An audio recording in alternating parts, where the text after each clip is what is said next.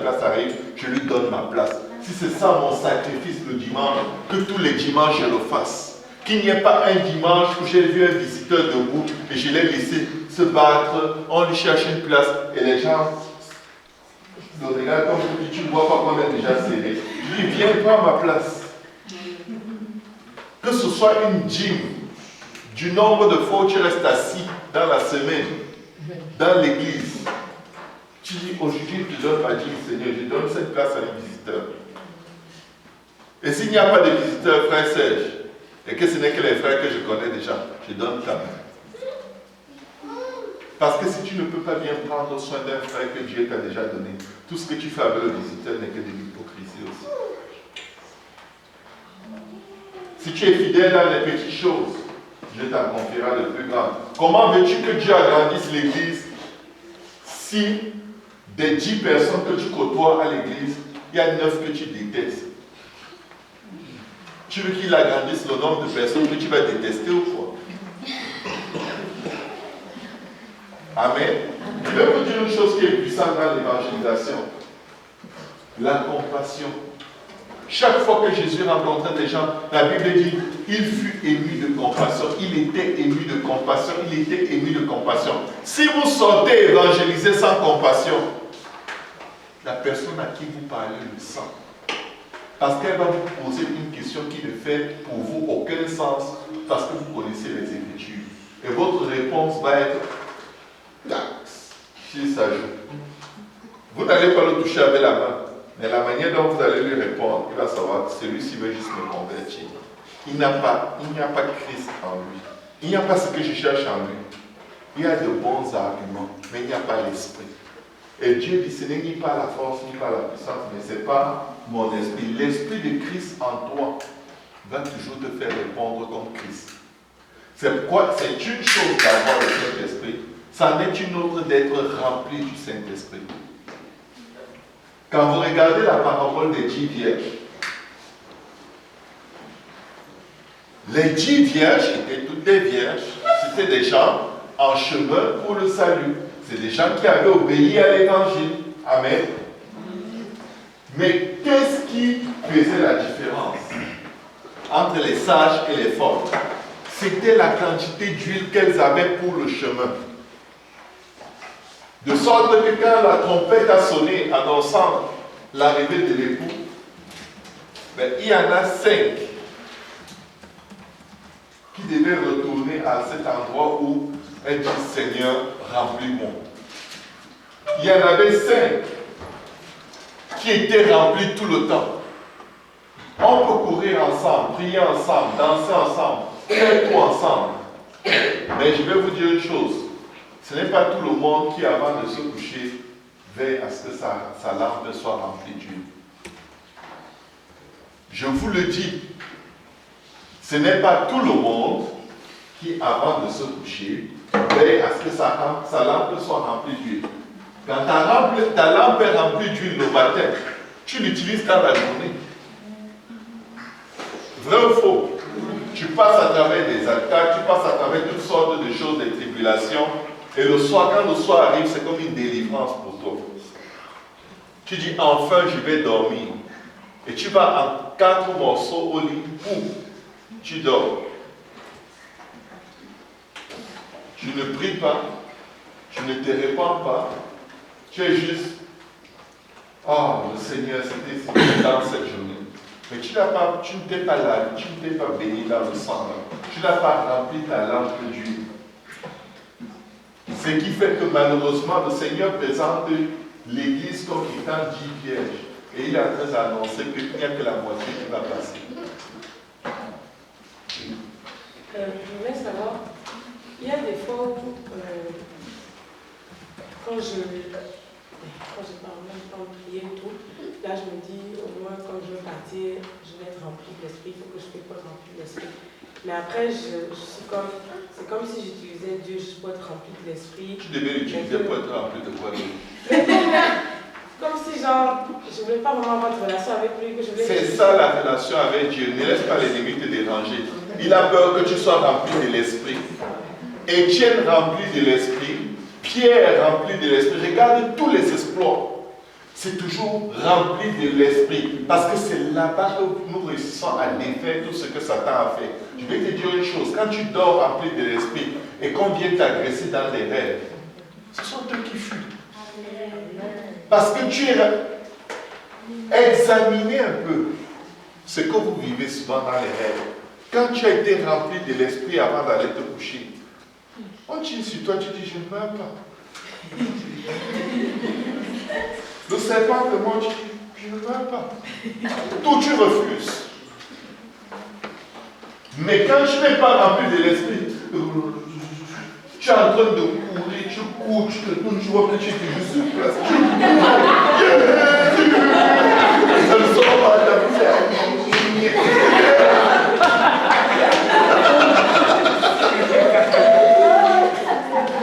Où est ton Saint-Esprit?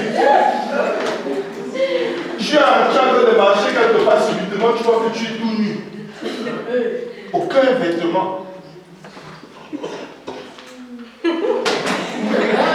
Tu n'étais pas déshabillé.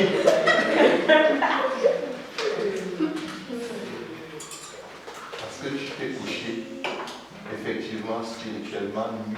Tu n'es pas rempli de l'esprit. C'est un état très dangereux. C'est un état très dangereux.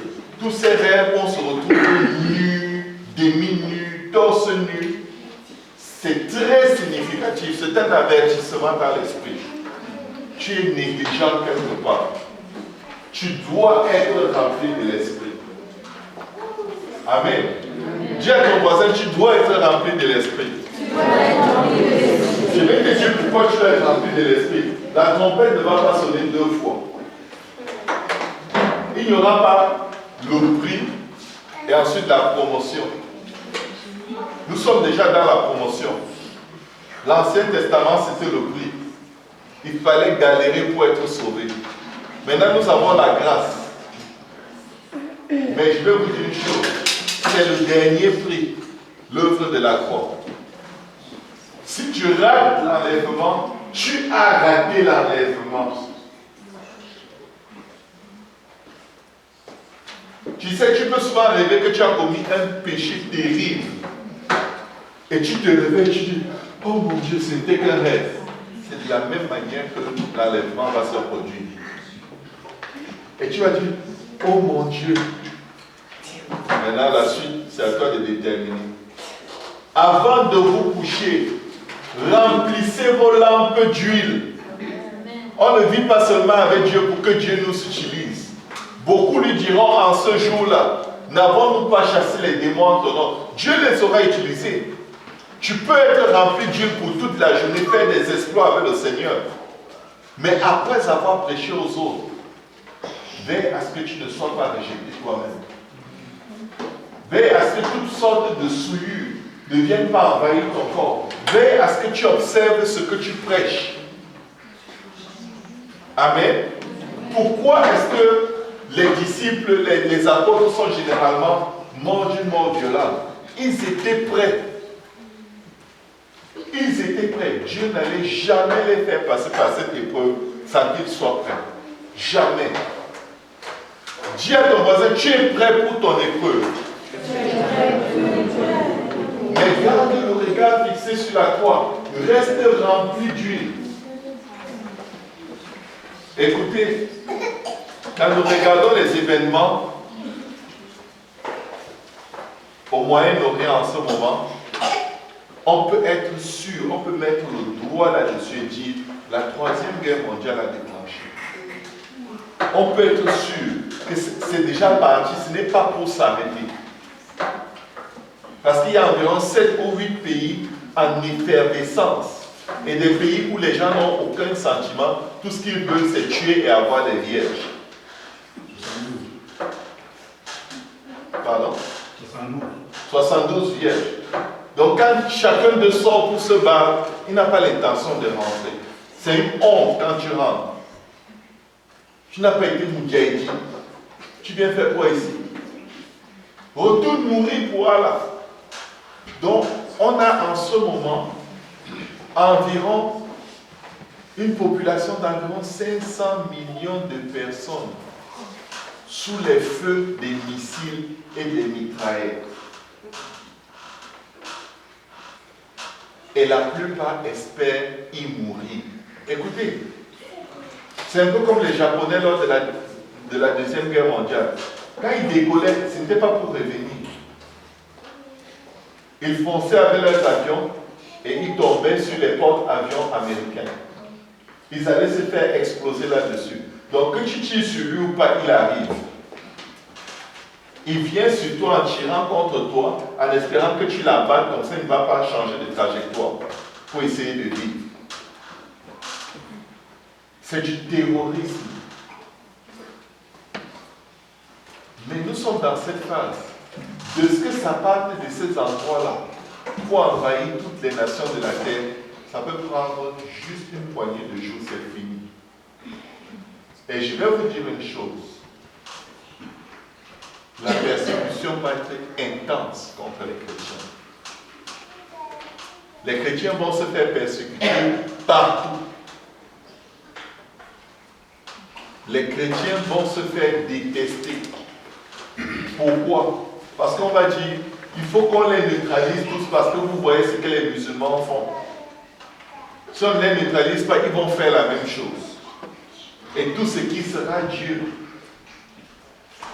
va être sujet de très très grandes persécutions.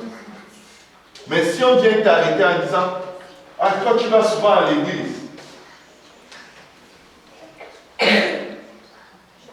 on va t'amener, on va te mettre en prison. Oh, j'ai les enfants. Tais-toi. Dieu t'a prêté ces enfants-là. Une dame, lors de l'Holocauste, quand ils étaient dans des chambres, dans les camps de concentration, une femme juive, à force d'empêcher son enfant de parler, de peur que les nazis les voient et les enlèvent, fermait toujours la bouche de l'enfant pour que l'enfant ne pleure pas. Le bébé ne voulait toujours pleurer. À force de fermer sa bouche, sa respiration, pour que l'enfant ne fasse pas les bruits et que les nazis les arrêtent. Enfin, elle a tué son propre enfant. Et devine quoi? Quand elle a vu que l'enfant était mort, elle a poussé un cri et on est venu la chercher.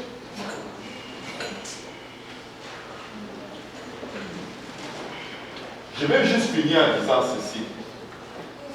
Dans toutes les tribulations, dans toutes les persécutions par lesquelles nous passons, nous ne devons jamais oublier qu'il y a une opportunité de rendre témoignage. Ça ne va pas toujours nous plaire, mais Dieu a toujours un plan et aucune prison ne peut nous retenir. Mais pour passer à travers ces épreuves, et tenir ferme et ne pas renier le Seigneur, il faut être rempli de l'Esprit. L'apôtre Paul dit, soyez remplis de l'Esprit et non de vin. Soyez remplis de l'Esprit et non de Facebook. Soyez remplis de l'Esprit et non de YouTube. Soyez remplis de l'Esprit et non des soi-disant films chrétiens.